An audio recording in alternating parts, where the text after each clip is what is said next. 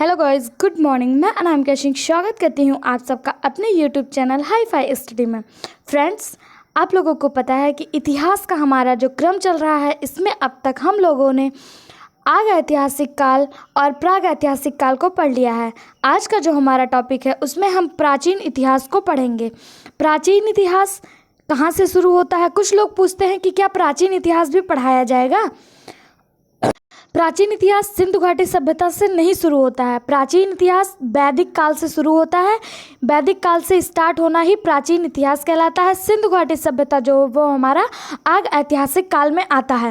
फिर हम देखेंगे कि वैदिक काल क्या होता है। तो वेदों की रचना, जिस काल में वेदों की रचना की गई हो उसे वैदिक काल कहा जाता है। प्राचीन इतिहास क्या होता है? वैदिक काल से लेकर राजपूतों तक का इतिहास, जो हमारे इतिहास में राजपूतों का वर्णन किया गया है वहाँ तक पढ़ना प्राचीन इतिहास कहलाता है। कहाँ से कहाँ तक? वैदिक काल से लेकर राजपूतों तक के इतिहास को प्राचीन इतिहास कहा जाता है। प्राचीन इतिहास कहाँ से शुरू होता है? वैदिक काल से, और ख़त्म कहाँ पर होता है? राजपूतों के काल तक ख़त्म होता है। फिर अब हम देखेंगे वैदिक काल क्या है। वैदिक काल वह काल जिसमें वेदों की रचना की गई हो वो वैदिक काल कहलाता है। जिसमें वेदों की रचना की गई हो वो क्या कहलाता है? वैदिक काल कहलाता है। वैदिक काल 1500 बीसी से लेकर 600 बीसी तक माना जाता है। वैदिक काल को दो भागों में डिवाइड किया गया, एक ऋग वैदिक काल और एक उत्तर वैदिक काल। ऋग वैदिक काल, ऋग्वेद की जिसमें रचना हुई उसे ऋग वैदिक काल कहा गया, और उसके बाद के पीरियड को उत्तर वैदिक काल कहा गया। आर्य जो है वह मध्य एशिया यानी कि जो आज का कजाकिस्तान है वहाँ से होते हुए आए थे भारत में, और आर्यों ने ही वेदों की रचना की थी। वेदों की रचना किसने की थी? आर्यों ने। कहाँ से आए थे ये? मध्य एशिया से आए थे। आज का क्या? कजाकिस्तान। आज का जो कजाकिस्तान है वो मध्य एशिया से आए हुए, उसे पहले मध्य एशिया कहा जाता था, वहाँ से ये आर्य आए थे और वेदों की रचना की थी। वेदों को मुख्यतः कितने भागों में बांटा गया? दो भागों में, एक ऋग्वेद, एक उत्तर वैदिक काल। एक ऋग वैदिक काल और एक उत्तर वैदिक काल। ऋग वैदिक काल जो है वो 1500 बीसी से लेकर 1000 बीसी तक चला, और उत्तर वैदिक काल 1000 बीसी से लेकर 600 बीसी तक चला। इसी के बाद फिर आ जाता है हमारा महाजनपद। इसके बाद हम आपको महाजनपद पढ़ाएंगे। आप वीडियो को लाइक, शेयर और सब्सक्राइब करना बिल्कुल भी मत भूलिएगा। बेल आइकन पर क्लिक करिएगा जिससे आपको और सारे वीडियो के अपडेट्स मिलते रहें। हम पढ़ेंगे वैदिक काल के बारे में। वैदिक काल क्या होता है? वेदों की रचना को वैदिक काल कहा जाता है। ऐसा काल जिसमें वेद की रचना की गई उसे क्या कहते हैं? वैदिक काल। वेदों की रचना किसने की? आर्य ने। किसने की? आर्य ने। जब वेदों की रचना आर्य ने की तो आर्य समाज ने ही वैदिक काल की भी नींव रखी होगी, वैदिक समाज की नींव रखी होगी, क्योंकि वेदों की रचना ही वैदिक काल कहलाता है। तो वैदिक समाज के निर्माता कौन माने जाएंगे? आर्य माने जाएंगे। वैदिक समाज के निर्माता आर्य माने जाएंगे। आर्य कहाँ से आए हुए थे? मध्य एशिया से। कहाँ से? मध्य एशिया से। आज का मध्य एशिया, उस समय का मध्य एशिया आज का क्या है? कजाकिस्तान। भारत में सप्त सिंधु प्रदेश में 7 नदियां हुआ करती थी, जिसे आप जानते हैं 7 नदियां कौन कौन सी थी? सिंधु, रावी, सतलज, ब्यास, सरस्वती और चिनाब और झेलम। ये 7 नदियां हुआ करती थी। कौन कौन सी? सिंधु, रावी, सतलज, ब्यास, चिनाब, झेलम और सरस्वती। आज सरस्वती विलुप्त हो गई है, लेकिन उस समय 7 नदियों का प्रदेश हुआ करता था। 5 नदियों के प्रदेश को पंजाब कहा गया और हरियाणा कहा गया। आर्य जो है वहीं पर आके बसे थे। पंजाब, 5 नदियां यानी जो 5 नदियों से मिलकर बना हुआ है पंजाब। आर्यों की भाषा संस्कृत थी। आर्यों की भाषा संस्कृत क्यों मानी जाती थी? आर्य जो संस्कृत भाषा थी वो देवताओं की भाषा मानी जाती थी, इसीलिए आर्यों की जो भाषा थी वो संस्कृत थी। आर्य भारत के मूल निवासी नहीं थे, लेकिन वो भारतीयों को निम्न मानते थे। क्यों? क्योंकि उन्हें संस्कृत आती थी और हम भारतीयों को संस्कृत नहीं आती थी, और वो लोग ये मानते थे कि संस्कृत जो है वो देवताओं की भाषा मानी जाती है। भारत के मूल निवासी अन्य आर्य कहलाते हैं। भारत या स्टेट पीसीएस में पूछा गया प्रश्न कि क्या भारत के मूल निवासी आर्य हैं? तो नहीं, भारत के मूल निवासी क्या हैं? अन्य आर्य हैं। और आर्य क्या थे? भारत के मूल निवासी नहीं थे। संस्कृत सीखने की जिम्मेदारी आर्यों ने ले रखी थी। आर्यों ने यह कहा कि जो संस्कृत भाषा है वो देवताओं की भाषा है, हम भारतीयों को यह भाषा सिखाएंगे। उन्होंने इसकी जिम्मेदारी ले रखी थी। इसके लिए उन्होंने जो है भारत को दो भागों में विभाजित कर दिया था। एक उत्तर भारत यानी ऊपर के साइड के जो राज्य थे और नीचे के साइड को दक्षिण भारत, दो भागों में विभाजित किया, एक उत्तर भारत और नीचे के साइड को दक्षिण भारत। इतना समझ में आ गया। वेदों की रचना को क्या कहा जाता है? वैदिक काल। वेदों की रचना जिस काल में हुई उस काल को वैदिक काल। वेद की रचना किसने की? आर्य ने। आर्य कहाँ से आए थे? मध्य एशिया में। मध्य एशिया से कहाँ पर निवास किए? पंजाब और हरियाणा प्रांत में। आर्य भारत के मूल निवासी थे? तो नहीं, आर्य भारत के मूल निवासी नहीं थे। उन आर्यों को कौन सी भाषा आती थी? संस्कृत भाषा आती थी। इसलिए वेदों का जो रचना है वह संस्कृत में हुआ है। आज भी वेदों की जो हम वेद पढ़ते हैं वह संस्कृत में पढ़ते हैं, क्योंकि उसकी रचना आर्यों ने की थी और उन्हें संस्कृत भाषा आती थी। वेदों की रचना संस्कृत भाषा में किया गया है। भारत के मूल निवासी क्या थे? अन्य आर्य थे। अन्य आर्य थे। भारत के मूल निवासी क्या थे? अन्य आर्य थे। उन्होंने भारत को संस्कृत सिखाने का जिम्मा लिया था और भारत को दो भागों में विभाजित किया। कौन कौन से? उत्तर भारत और दक्षिण भारत। उत्तर भारत जो था वो मेन था। उत्तर भारत में ही अगर आप देखेंगे तो हरियाणा और पंजाब का जो प्रांत है वह उत्तर भारत में ही पड़ता है। ऊपर के साइड का जो भाग है, जो जम्मू कश्मीर से जस्ट नीचे और राजस्थान से सटा हुआ भाग, हरियाणा और पंजाब का जो है वह उत्तर भारत में ही आता है। उत्तर भारत का जो है आर्यीकरण गौतम राहुगढ़ ने किसने? राजा विदेह का शासनकाल था और उसमें गौतम राहुगढ़ उस समय के पंडित हुआ करते थे। उन्होंने उत्तर भारत की रचना की थी। गौतम राहुगढ़। उत्तर भारत की रचना किसने की थी? गौतम राहुगढ़ ने आर्यीकरण किया था उत्तर भारत का। उनके जो पुरोहित थे, उनके जो पंडित थे वह कौन थे? गौतम राहुगढ़। और उस समय के राजा कौन हुआ करते थे? राजा विदेह। राजा विदेह के शासनकाल में गौतम राहुगढ़ ने उत्तर भारत का आर्यीकरण किया था। और दक्षिण भारत का आर्यीकरण जो है वो अगस्त ऋषि ने किया। दक्षिण भारत का आर्यीकरण किसने किया? अगस्त ऋषि ने किया था। दक्षिण भारत का आर्यीकरण किसने किया था? अगस्त ऋषि ने। और उत्तर भारत का गौतम राहुगढ़ ने। किसके शासनकाल में? राजा विदेह के शासनकाल में। किसके शासनकाल में? राजा विदेह के शासनकाल में। जो गौतम राहुगढ़ थे वो आर्यीकरण कैसे किए थे? उन्होंने अपने मुंह में अपने मंत्रों के द्वारा, अपने मंत्रों की शक्ति से अपने मुंह में आग की एक ज्वाला जलाई हुई थी। आग की ज्वाला लेकर वो जहाँ जहाँ गए आर्यीकरण करने के लिए वो जगह जगह घूमते रहे और आग की ज्वाला अपने मुंह में लिए। लेकिन जब वो पटना में पहुँचे, जो उस समय का पाटलिपुत्र हुआ करता था, जब वो पटना में पहुँचे तो उनकी वो आग की ज्वाला बुझ गई।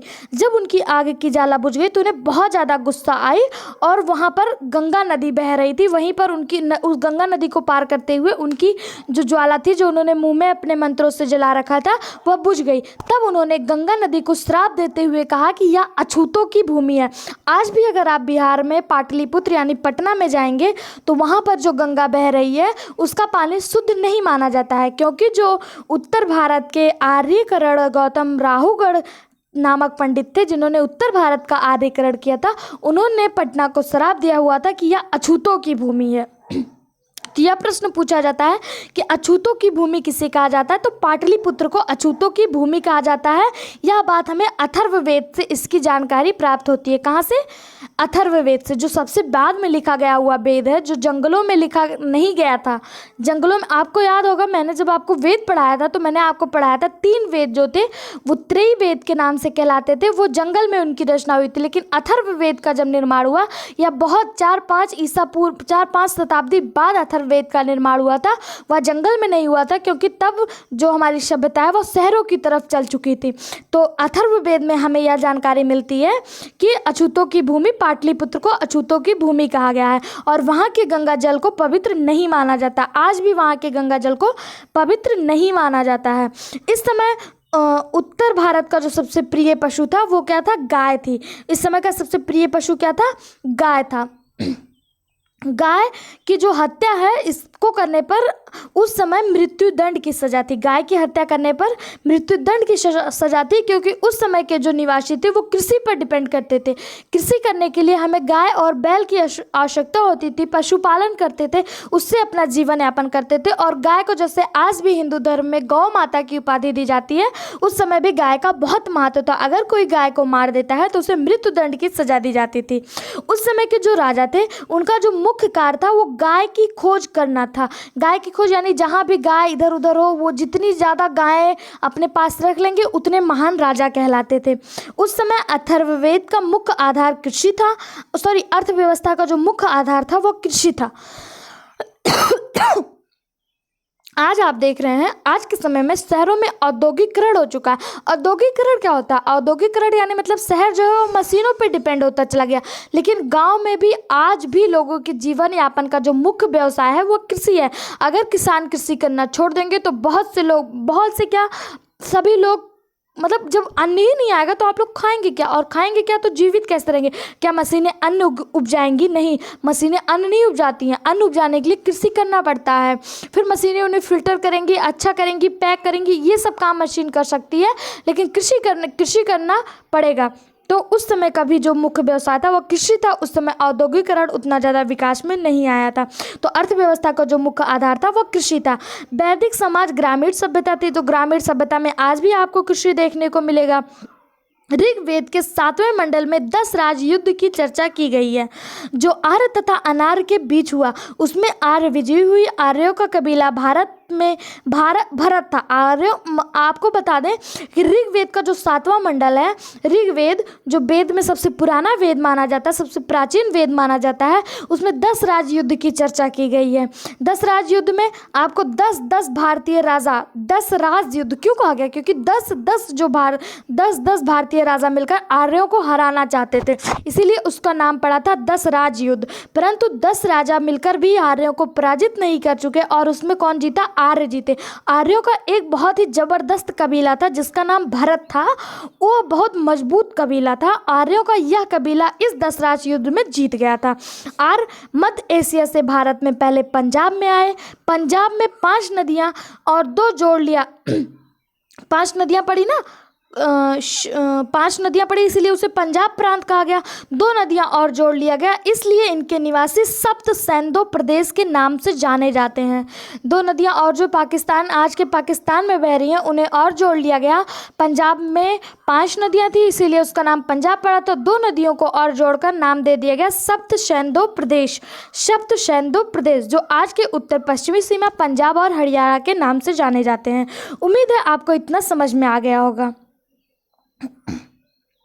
आपको एक चीज़ और बता दें, उत्तर वैदिक काल जो था, उत्तर वैदिक काल में आज जैसे आप किसी भी चीज़ को धर्म के नाम पे विभाजित कर देते हैं। धर्म मतलब जैसे कोई हिंदू के घर पैदा हुआ तो वह हिंदू कहलाएगा, कोई ठाकुर के घर पैदा हुआ ठाकुर, पंडित के घर पैदा हुआ पंडित। लेकिन उत्तर वैदिक काल में ऐसी कोई व्यवस्था नहीं थी।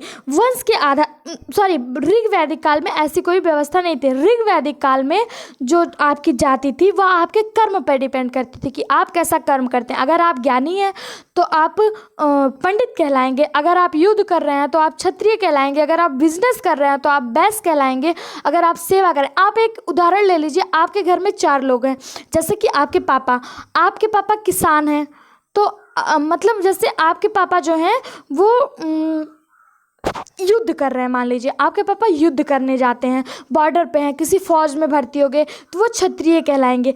आपका भाई जो है वो मान लीजिए बिजनेस कर रहा है तो वो वैश्य कहलाएगा। आपकी मम्मी सबके लिए खाना बना रही, कपड़े धो रही हैं तो वो शूद्र कहलाएंगी। और आप पढ़ लिख लिए, बहुत ज़्यादा विद्वान हो गए तो आप क्या कहलाएंगे? ब्राह्मण कहलाएंगे। तो एक ही परिवार में 4 वर्ग निर्धारित हो जाते थे। वो समाज उस समय ऐसा होता था, लेकिन आज ऐसा नहीं है। अगर आप ठाकुर के घर में पैदा हो रहे हैं तो ठाकुर कहलाएंगे, पंडित के घर में पैदा हो रहे हैं तो पंडित कहलाएंगे। तो उत्तर वैदिक काल से ही शुरू हो गया था कि जो हमारा वंश है वह हमारी जाति है वह हमारे वंश के आधार पर डिपेंड करेगी, ना कि हमारे कर्म के आधार पर। तो यह कहाँ से शुरू हुआ था? उत्तर वैदिक काल से। कर्म जो है, हमारे कर्म के आधार पर हमारी जाति निर्भर करना छूट गया था। उत्तर वैदिक काल से हमारी जाति जो है वो हमारे वंश के आधार पर होने लगी थी। उत्तर वैदिक काल जब मैंने आपको वैदिक काल बताया, यहाँ पर आप देखिए तो मैंने आपको बताया कि वो जो हमारा सिंधु सभ्यता था वह 2500 बीसी से लेकर 1750 बीसी तक चला था। उसके बाद मैंने आपको बताया वैदिक काल 1500 बीसी से 600 बीसी। तो आप यहाँ पर देख रहे हैं 1750 और 1500 के बीच में आपको कुछ गैप दिखाई दे रहा है। 250 कुछ लगभग 250 साल गायब है बीच से। तो 250 साल गायब क्यों हुए, आप इसका पहले तो आप नहीं समझ सकते थे, लेकिन अब आप बहुत अच्छे से समझ सकते हैं। जैसे इस समय कोरोना चल रहा है तो इस समय कोई विकास हो पा रहा है, कोई नई सभ्यता बच सकती है, किसी नई चीज़ का विकास हो सकता है, नहीं। तो उसी समय ऐसा अनुमान लगाया जाता है कि उस समय कोई संक्रमण काल रहा होगा, ट्रांजिशन पीरियड चल रहा होगा, जिसकी वजह से यह 250 साल का गैप हो गया था। 2500 से लेकर 1750 बीसी तक सिंधु सभ्यता चली, उसके बाद 250 साल बीच के गायब रहे, उसके बाद 1500 से लेकर 600 बीसी तक वैदिक काल चला था। ठीक है, उत्तर वैदिक काल में लोहे की खोज हुई थी। लोहे की खोज कहाँ हुई थी? उत्तर वैदिक काल में। यह पूछा जाता है कि उत्तर वैदिक काल में किसकी खोज हुई थी? लोहे की खोज जो है वह कहाँ पर हुई थी? उत्तर वैदिक काल में हुई थी। ठीक है, अब हम आपसे पूछते हैं और आप बताइए, अभी तक आपने जितना कुछ पढ़ा वो आपको समझ में आ गया? ठीक है, बताइए, वेदों की रचना किस काल में हुई? वैदिक काल में। वैदिक काल को वैदिक काल क्यों कहा गया? क्योंकि इस काल में वेदों की रचना की गई, इसलिए इसे वैदिक काल कहा गया। वेदों की रचना किसने की? आर्यों ने की। वेदों की रचना किसने की? आर्यों ने की। आर्य कहाँ से आए हुए थे? मध्य एशिया से। आर्य कहाँ से आए हुए थे?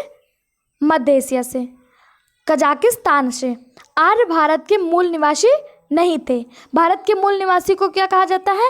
अन आर्य कहा जाता है। भारत के मूल निवासी को अन आर्य कहा जाता है। आर्यों ने भारत को कितने भागों में विभाजित किया? 2 भागों में, उत्तर भारत और दक्षिण भारत। ठीक है, वैदिक काल को कितने भागों में डिवाइड किया गया? 2 भागों में, ऋग वैदिक काल और उत्तर वैदिक काल। ऋग वैदिक काल कितने से कितने साल तक चला? 1500 से लेकर 1000 तक ऋग वैदिक काल चला, और उत्तर वैदिक काल 1000 से लेकर 600 बीसी तक उत्तर वैदिक काल चला। उत्तर भारत का आर्यीकरण किसने किया था? गौतम राहुगढ़ ने। उत्तर भारत का आर्यीकरण गौतम राहुगढ़ ने। किसके शासनकाल में? राजा विदेह के शासनकाल में। और दक्षिण भारत का अगस्त ऋषि ने। दक्षिण भारत का आर्यीकरण किसने किया? अगस्त ऋषि ने। वैदिक काल में अर्थव्यवस्था का मुख्य क्या था? व्यवसाय क्या था? अर्थव्यवस्था किस पे डिपेंड करती थी? कृषि पर। और जो उनका मुख्य पशु था वह क्या था? गाय था। ठीक है, ऋग्वेद के 7वें मंडल में किसकी चर्चा की गई है? दशराज युद्ध की। ऋग्वेद के 7वें मंडल में किसकी चर्चा की गई है? दशराज युद्ध की। अछूतों की भूमि किसे कहा जाता है? पाटलिपुत्र को। अछूतों की भूमि किसे कहा जाता है? पाटलिपुत्र को, जो आज का क्या है? पटना। आज के पटना को अछूतों की भूमि कहा जाता है। आर्यों का कौन सा कबीला था जो दशराज युद्ध में विजयी हुआ था? भरत कबीला। आर्यों का भरत कबीला दशराज युद्ध में विजयी हुआ था। आर्य किस प्रांत में बसे हुए थे? पंजाब और हरियाणा प्रांत में। सप्त सिंधु प्रदेश क्यों कहा गया? क्योंकि पंजाब की 5 नदियां और 2 नदियां और मिलकर 7 नदियां बनी थी, जिसे सप्त सिंधु प्रदेश कहा गया। वैदिक काल कब से कब तक चला? 1500 से लेकर 600 बीसी तक। ठीक है, अब आता है वैदिक काल की प्रमुख नदियाँ। वैदिक काल की जो प्रमुख नदियाँ थी उनका नाम कुछ और था और आज उनका नाम कुछ और रख दिया गया है। जैसे वैदिक काल में मैंने आपको बताया कि कितनी नदियाँ हुआ करती थी? 7 नदियाँ। तो 7 नदियों में जो झेलम नदी थी उसे वैदिक काल में वितस्ता नदी के नाम से जाना जाता है। यह याद करने वाली चीज़ है, यह एक न एक क्वेश्चन इससे ज़रूर पेपर में पूछ लिया जाता है कि वितस्ता नदी किसका प्राचीन नाम है? तो झेलम नदी का प्राचीन नाम वितस्ता नदी है। चिनाब नदी को अस्कनी कहा जाता था, व्यास नदी को बिपाशा, सतलज को सतुद्री, झेलम को बिस्तता, व्यास को बिपाशा, चेनम को अस्कनी, सतलज को सतुद्री, रावी को परुसड़ी, गंडक को सदानीरा, सरस्वती को घग्घर और सिंधु को सिंध नदी के नाम से जाना जाता था। तो सिंध नदी का पुराना नाम सिंधु नदी का सिंध, सरस्वती नदी का पुराना नाम घग्घर, गंडक नदी का पुराना नाम सदानीरा, रावी का परुसड़ी, झेलम का बितस्ता, ब्यास का बिपाशा, चिनाब का अस्कनी, सतलज का सतुद्री। उम्मीद है आपको इतना वीडियो समझ में आया होगा। आगे की वीडियो में मैं आपको वैदिक काल के देवताओं के बारे में पढ़ाऊंगी। Thank you so much. Video तक लास्ट तक बने रहने के लिए वीडियो को ज़्यादा से ज़्यादा शेयर करिए, बेल आइकन पर क्लिक करिए, चैनल को लाइक शेयर और सब्सक्राइब करिए। धन्यवाद।